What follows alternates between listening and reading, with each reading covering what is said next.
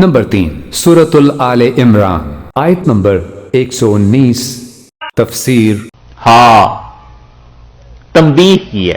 ہاں کا لفظ جیسے اردو میں کہتے ہیں ارے اڑے، یہ بھی دو قراءتیں ہیں نا، ایک را کی ہے ایک اڑا کی ہے.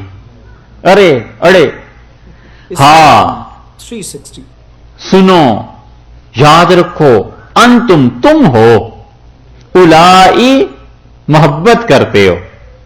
ہاں یاد رکھو، انتم لوگو تم ہو مسلمانوں کیا کرتے ہو؟ الائی محبت کرتے ہو، تعلق رکھتے ہو، دوست بنتے ہو.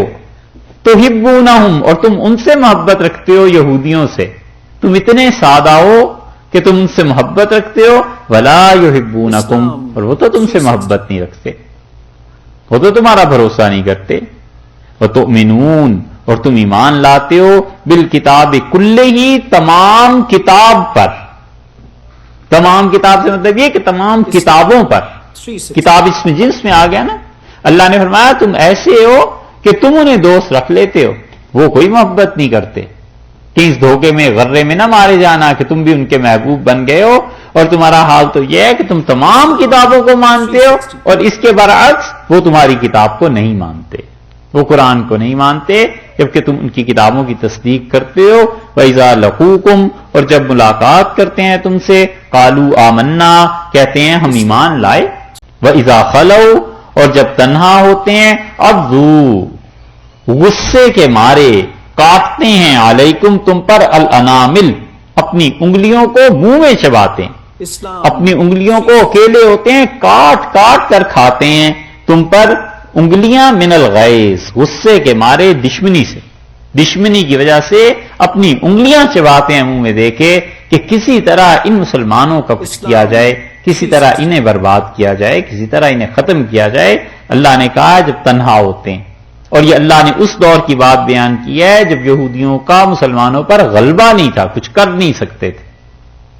اور ہم تو اس دور میں ہیں جب یہ کچھ کر سکتے ہیں بظاہر. اللہ نے فرمایا ہے تنہا ہوتے ہیں تو ان کی یہ حالت ہوتی ہے کہ تمہارے خلاف دشمنی میں کہتے ہیں انگلیاں کاٹ کھاتے ہیں کہ کچھ بن نہیں سکتا. کس طرح؟ اب عربی میں یہ جو عضو ہے نا، اس کا مطلب ہے کہ کسی انسان کو شدید غصہ آ جائے اور وہ اپنے شدید غصے کو نافذ نہ کر سکے. تو غصہ تو آتا ہے شدید، نافذ نہیں کر سکتے. قل موتوا بغیظکم تم کو مرو اپنی غصے کی آگ میں جل کے. آپ انہیں کہیے مرو، جیسے کہتے ہیں جاؤ جہنم میں، مرو اپنے غصے کی آگ میں.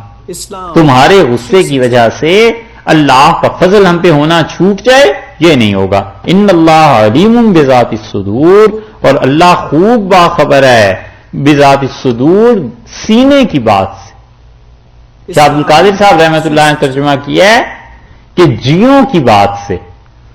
صدور صدر کی جمع ہے نا، صدر کہتے ہیں سینے کو، تو عام طور پہ بھید، سینے کا بھید ایسے کہلاتا ہے نا، تو اس لیے انہوں نے صدور کا ترجمہ کیا ہے جیوں، جیوں کی بات. سمجھتے ہو؟ جی، دل، نفس، ضمیر، ان سارے معنی میں آتا ہے. تو انہوں نے ترجمہ کیا ہے کہ بذات الصدور اللہ کو معلوم ہے جیوں کی بات.